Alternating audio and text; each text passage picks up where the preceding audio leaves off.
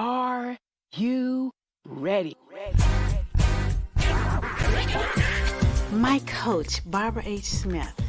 Why did I hire her? Because she's the best. Barbara H. Smith is a powerhouse. She just walks in the room and grabs your attention, and she does that in a way that just makes you feel loved and like she's paying attention to you. She cares about you, and she wants to see you be your best self. She was able to dig inside and find the passion that was deep within me. Barbara's energy is one of the reasons that I had to have her as my coach. I love the way she is real with people. The reason I felt like I needed a coach was because I have some big goals and I needed to build my confidence. I knew that Barbara could help me do that. I felt that I could trust her. I would definitely recommend to get coaching from Barbara H. Smith if you feel like you need to level up your confidence. She would just help you feel like bold, like you can take on the world. She has really shown me who I am.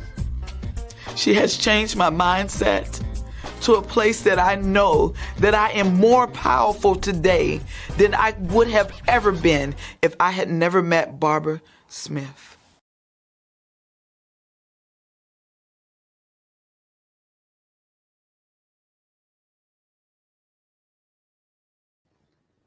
Hello, hello, hello. Here we go. Here we go. Yes, again, it's a Thursday, and I'm excited to be here with you today. Today, we're having a phenomenal time as usual. But first, let me tell you why we do the Empowering You show. We do this show for you to learn more about phenomenal business owners, specifically small business, and people in the community that might not otherwise get a chance to show and share what they do, what they sell, what they have, what they bring to the table. And so we bring them on the Empowering You show so that you can learn more about their business and participate in building the community. So that's why we do the Empowering You show. And I'm so excited to do that for the community because we hear a lot about the negative things that are going on, the murders, high crime, the rate of inflation. We hear all of this stuff in the news, and this show is more about lifting as we rise. If you're not helping somebody, lifting somebody up, then that's why we're here. What are you doing? So, having said all that, I'm excited to be here as usual, and I'm always excited to bring on my co-host, the sensationally smooth, always sexy and spicy, Shani Smith. Always sprinkling a little magic on you. How you doing? How you doing? Excited as usual to see your face in the place, Madam Now. I know. You know we're at the Brooklyn Bridge, right? Together, right? Did you know? What in the what? Love the nighttime technology when it works, right? So today, Shani has a insatiable habit of always surprising me. Well, today the surprise is on her because we are showcasing Shani Smith of Can Do Spice today. How about that? How you like me now? Oh, okay. I guess that's fair. That's fair. I've surprised you quite a few times. Okay. But game on. So, definitely on. Shani is a phenomenal cook, chef person type.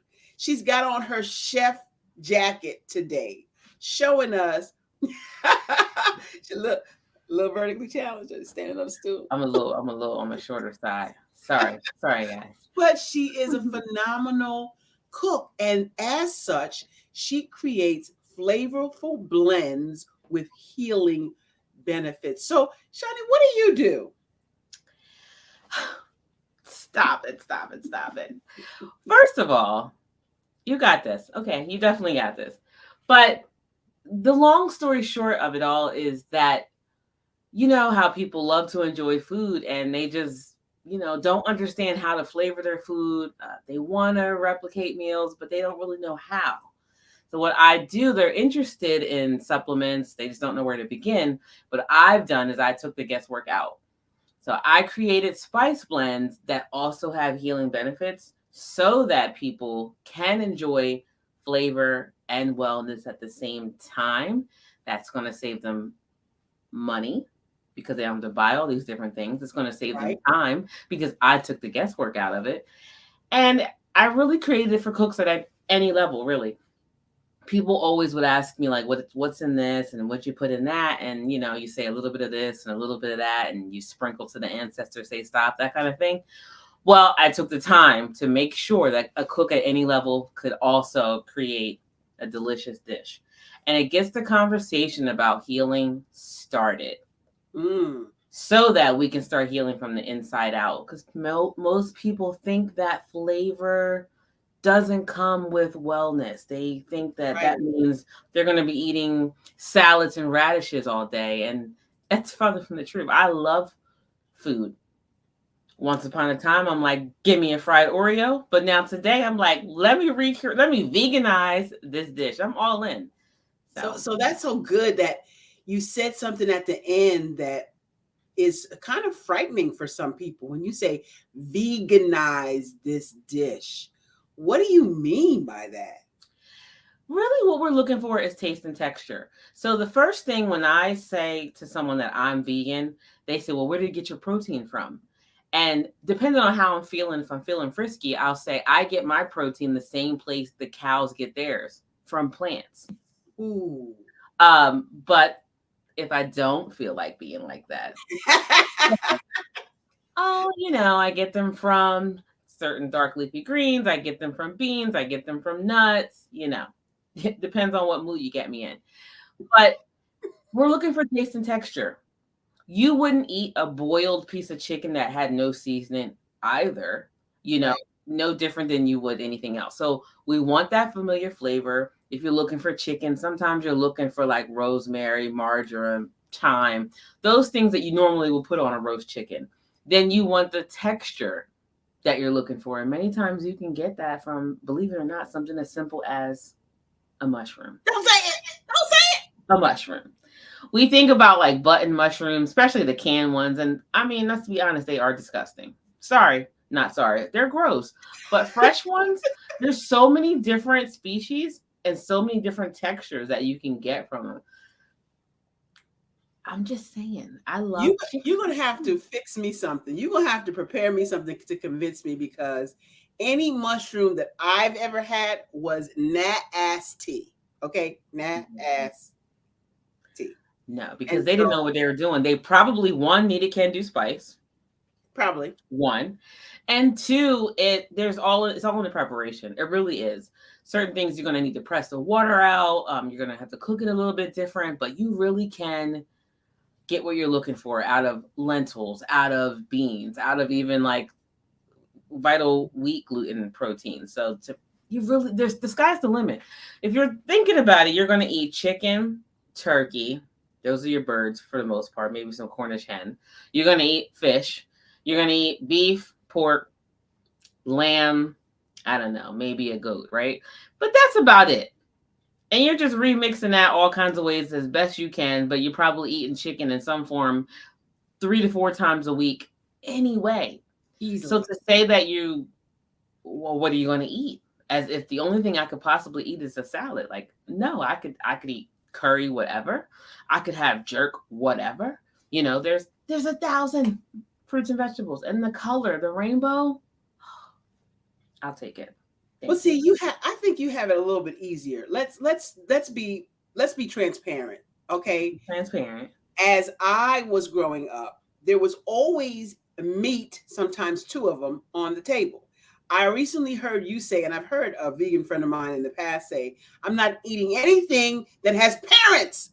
Wait, That's I mean, right. everything has parents. I mean, everything that has parents. What do you mean? What do you mean no meat in my diet? So, my diet. But what's happened to you? Tell the audience what's happened to you over the past 2-3 months. Over the past 2-3 months, I released an additional 30 pounds. Literally, I hate to say it, but effortlessly. I hate to say it, but it's true. The fact of the matter is, I tried all kinds. And it came and jumped over here. Well, that's why I said release. I didn't say lost, because you tend to look for things that you lose to get them back, and I don't want them back. In fact, I'm releasing more and more as we speak. So I'm not gonna say I lost it. But I tried everything before, and I felt Everything like this like was what? You really, tried everything like what? man. I tried Atkins, I tried keto, I tried Suzanne Summers, I tried Weight Watchers, I tried B12 shots, I tried You didn't all try the kinds of fat cabbage, you camps, tried the cabbage soup diet, did you? cabbage soup, uh, oh my god, grapefruit, all kind, all kinds of nastiness. Okay, the lemonade and cayenne pepper, all that, all kinds of torturous things that are not sustainable. That made me feel like a sacrifice. Finally, ding, ding, ding, bell goes off, and I'm having this conversation with God, and He's like, "I'm still sitting here," and I was like, "Oh, oh, I never prayed about it. Not once did I ever say I need some help with this." And it started off as a water fast. I just went just water for 3 days. Really Wait, got what? a chance to sit and think, Wait, what? and really get revelations. Just water. And everyone's Wait. like, "You gonna? That's not healthy." And I'm like, "Oh, it's healthy. Aren't you hungry? Not at all. You might pass out. Probably won't. I've even been to the gym. You know what I mean? Still here. I don't know. Do I look like I'm Water for dying?" 3 days, though, For 3 days. Shani? And no food. No food, no hunger, no headaches, no nothing, because I was totally engaged in praying and meditating. So anytime I even thought about eating, because I definitely thought about eating because it's a natural thing for me to do. Like, I should be eating. And I'm like, wait, I'm actually not hungry, but I should eat, but I'm not hungry. Listen to yourself here. What are you looking for? You looking for something crunchy? It's probably because you got a little anger going on. You looking for something sweet? You're probably looking for a little bit of love. You're looking for all those things are just triggers. How do you know that? How do you know that if you looking for something crunchy, you probably got anger going on? What is that? Anger and stress, because that's the normal trigger. It's all designed for us to want these things. All the salt that's in food makes you look for something else. You get it, you don't even know what it tastes like, but then afterwards you want to balance it out with some sugar, right? You want to have dessert. They want you to go out and have dinner and dessert, right? Right. So as long as we fill it up with salt, you'll be looking for that. We're always looking for that rush, that comfort. We call it comfort food. Mac and cheese and fried chicken, and we put some collard greens, and I found a new comforter. And it's not food. So for me, I say it was effortless because that's what I went with. When I was looking for something, I'm like, okay, there's got to be a scripture here, because a beautiful person I know led me to a new version of the Bible. And yeah, I can read it now. But that's what it leads me to. It takes me there. And I didn't have to feel like I was sacrificing anything. I just didn't want it anymore. Yeah, I didn't grow up eating beef and pork. I did grow up eating That's what chicken I and was going fish. to say. I was about 6 or 7, when my dad allowed us to start eating chicken and fish, because initially we did eat eggs, but we didn't eat like flesh. But don't get me wrong now. When I hit like 15, 16, I had a cheesesteak. Baby, I was like, this is delicious. And I loved a ribeye. So I was there, but I just didn't want it anymore. Can you substitute something that tastes like a ribeye? That tastes like a ribeye? No, but you can come close. I like to take a whole lion's mane mushroom and actually season it just like I would my ribeye. Sear it off in a cast iron pan using 2, and it flattens out. And believe it or not, it's pretty close taste wise to what you're trying to get. Obviously, it's not just like it, and I think that's where people go wrong. They're like, "Well, I had a veggie burger and it didn't taste like a hamburger." Like, well, it's not a hamburger. Now I have to add that I actually like veggie burgers, but it's not veggie like some people may think. I like black bean burgers, and I make my own. Yay! Kendra's out there saying dedication, determination, and obedience at its finest. Is Kendra doing it, the eating well thing with you? She is currently in talks Okay. of doing it with me, because everybody doesn't. Some people think I'm just pro-vegan. Everybody doesn't need to be a vegan, right? For me personally, it works best for my body. Okay. Like some people can't do soy. Soy for me is fine. I can't. It's really about making sure that food is not where you're going to for your comfort anymore. That all the food was here for us to enjoy, but it's the gluttony of it all that is the problem. It is looking for it to soothe you is the problem. It's overkill. We're doing too much, and then way too much. And then I recently found out that the Food and Drug Administration are in bed together. Oh my God. Oh, yes. Yes. Yay, Kendra. You have made changes. We're noticing the differences. Yes, we are. Yes, because even mentally, we get clearer when we get off of that stuff. We don't really understand how close that sugar and cocaine are molecularly. Yeah. And to be honest with you, outside of this time when I decided to take it to God, he took all those issues away from me. But other times when I cut sugar, I was like a fiend. I'm talking like straight up time to go to rehab, headache, vomiting, chills, all that. And I'm like, wait a minute. I'm willfully doing drugs? Willfully. Straight up, like give me caramel, throw some hot fudge on there, give it all to me. Sugar is the worst, but white sugar is the very worst. They strip out everything. Yeah, and that brings me to that story about when I was in Kenya. So I'm in Kenya, I go to the grocery store, and I'm looking for sugar for my coffee. I only put sugar in my coffee at that time. The first time I went, I stopped putting sugar in my coffee since then, but I do put sweetener in my coffee. There's no coffee without sweetener. But anyway. Okay. You scared me. Yeah, no. I use creamer, and the creamer has sugar in it, and that's enough sugar for me. So I'm good with that. So I'm in the store and I'm walking down the sugar aisle and I'm looking like, where's the sugar? I don't see it. And all of a sudden it occurred to me, there was no white sugar on the shelf. Brown sugar. Like that was so odd for me, Miss American coming from America, to not have white sugar on the shelf. Now they do have white sugar, but it's one of those, one of those oddities, one of those things they put in the corner. So I really had to look for it to find it. It was there, but all over the place, brown sugar. And I'm like, now there's a subliminal message for your behind. Now, was it like brown sugar, like we know brown sugar, like with molasses in it? Or is it just in its natural state? It's raw sugar. Okay. And raw sugar is brown. But somebody thought it was a good idea to take the brown out. Oh, that was funny to me all of a sudden. That was cute. Okay. Well, Mark Lee was talking about the food industry being one of the largest lobbyists out there. Mm-hmm. And people use food to soothe their pains emotionally, mentally, and physical. Yes, yes, and yes, they do. It's attached to everything. Think about it. You're having a celebration, you're going to the restaurant. Mm-hmm. You're having a funeral, you're eating.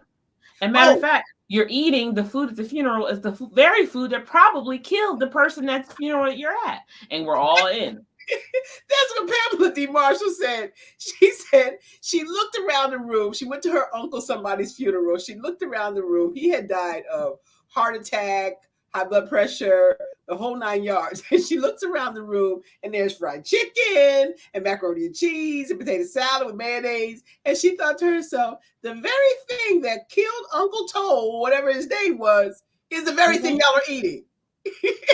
And Kendra said, that's because nobody wants plain hot bean juice, not the hot bean juice. So I'm not going to feed into that kind of foolishness, all right? Put an ice cube in that bean juice if you don't like it hot. That's what I got to say about that. That sounded like an inside joke. What is the That was hot definitely juice? yes, it definitely was. But we got to get away from that. We have to get away from that. What is comforting about that? Really, only 10% of the food-related illnesses are genetic. The other 90% was in your control. And Right. we think like, well, you only I'm glad live you said once. that. I'm glad you said that. Yeah, you only live 10%. once. YOLO. I'm going to enjoy life. And I'm like, listen, it's not one of those things where it's like you jump out of a plane and you just die immediately. It's not like that. It's going to be one of those things where you got a CPAP machine, you got oxygen, you have obesity, you're taking a bunch of medicines. It's one of those things. And it is. And I'm glad you said that, because for many years, people have said, in my family, doctors have said to me, it's not a matter of if you're going to get diabetes, it's a matter of when you're going to get diabetes. And I said, the devil is a lie. I rebuke that in the name of Jesus, because I've noticed that members of my family have diabetes and have had for years, but their diets consisted of all of these polyunsaturated fats, all of this lard, and it was what they had available at the time when on plantations. But the food was different then. Now the food is so not like the food that many of our ancestors ate. No, and it's all laden with all kinds of chemicals that our bodies can't process. And so mostly, I'm not saying I'm 100%, but mostly I eat whole foods. And I have not contracted, although there's diabetes that runs throughout my genetic family, my DNA, I have not contracted it. Is that an anomaly? I don't think so, because type 2 diabetes is strongly tied to what we eat, our nutrition. And so although I am considered obese by what I call the Becky chart, I am not a diabetic. I do not have blood pressure. I do not have any of the indicators that would call me a health risk, right? Right. And I just got another insurance policy, life insurance policy, based on my good health. Now, what's interesting about that is they expect you at my age to have all these things. So they put you in a higher risk category, even though I don't have any of those things. Right. So is that fair? No, but the actuary chart proves that people at my age have these underlying issues. I don't. So I'm an anomaly, so I get to pay what everybody else pays that has those things. Isn't that fair? But I digress, right? Yeah, I did. I really digress. I mean, it's clear. The evidence is clear. They're even coming out now with unofficially what they call type 3 diabetes, which is linked to your Alzheimer's and dementia issues. Also, sugar, food related. Yep. And we know people tried a cucumber mint drink, and it was actually good. Cucumber mint is good. What are you talking about? Like in water? Yeah, listen, I do like ginger shots and wheatgrass shots, right? People say how gross it is. I'm like, it's not any more gross than a liquor shot. If you did a shot of Cavassier, of any kind of Tanqueray, I don't miss me with that whole I can't take a ginger shot. I don't even want to hear it. And he said you had to be careful with natural food stores because they still don't check. They're not any better than going to the grocery store. Sure. They just cost higher. They just charge you more money. Oreos are vegan. Okay. So if that's the case, but that's not what you want. You don't want to be a junk food vegan. You'll see somebody who's, we'll say fluffy, and they say, well, I'm plant-based. Yeah, but if you're only eating junk, that's no better. You might as well eat the other stuff. So the idea is that the less things that you have to open, the better off. Ooh, that's good. The less things you have to open, and stay away from those things that have parents, and then you'll be a vegan. So,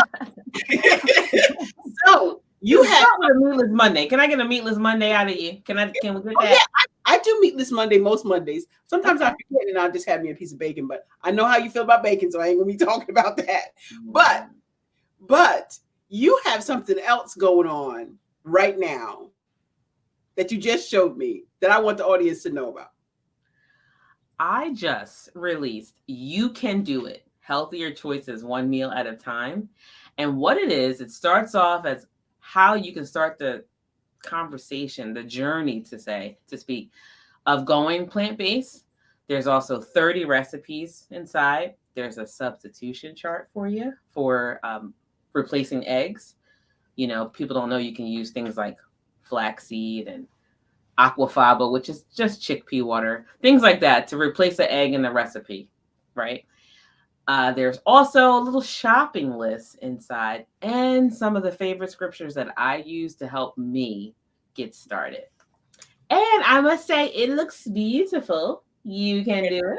See You that? can do it. You can Love do it. it. Love A it. little play on words there because can do spice.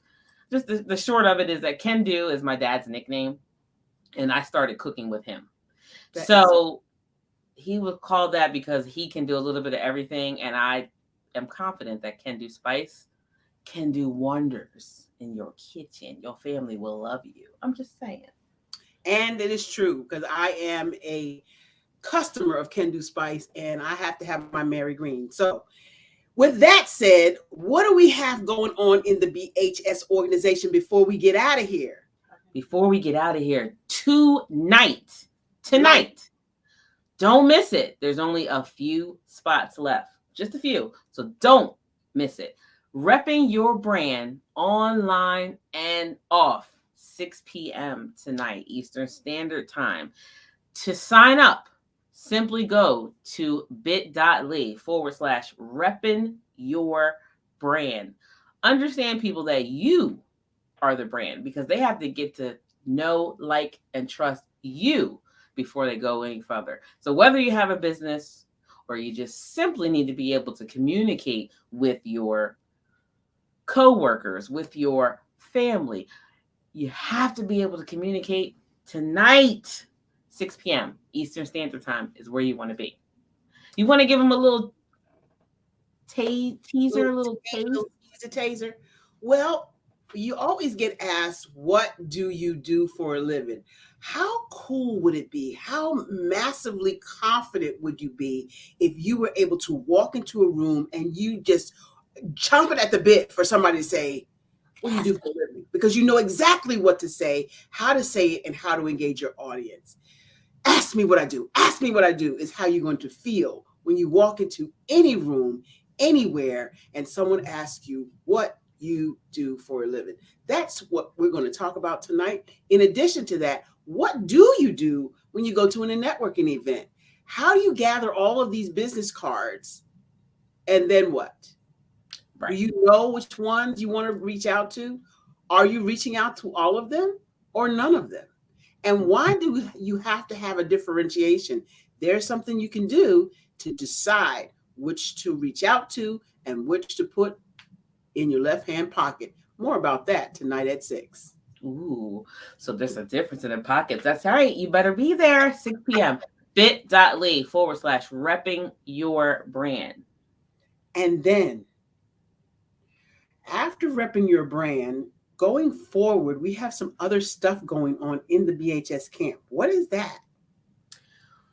Well, if you're referring to the luxurious Sisters Empower Sisters to Advance retreat that is coming up this October 13th, 14th, 15th in Ocean City, Maryland, you don't want to miss it. If you haven't seen the pictures and the videos from last year, go to barbarahsmith.com. I'm telling you, that was a week to remember. I'm not even going to say a day because it was just like a whirlwind of just goodness every single minute. If you want to find out, contact me how to get on the list. Support at barbarahsmith.com. That's support at Barbara H, don't forget the H, Smith.com. We have so much fun in the BHS and Associates organization. I am so delighted, excited, and truly grateful to have you, Shani, as part of the organization. You do so much for us, and we appreciate you more than you could ever know. So we want to thank you for sharing your goodness about being gluten-free and vegan and all of the wonderful things that you're doing. We love you at BHS and Associates, and we want you to know that we are so grateful. You got any last outtakes you want to share with us? Your last thoughts? I'm just reading that our producer in the background says, "Don't plants have parents?" Ha ha. You know what we're talking about. There's no mom and dad there. Don't you try it. I want to say that you can do it. And if you need help, I'm here for you.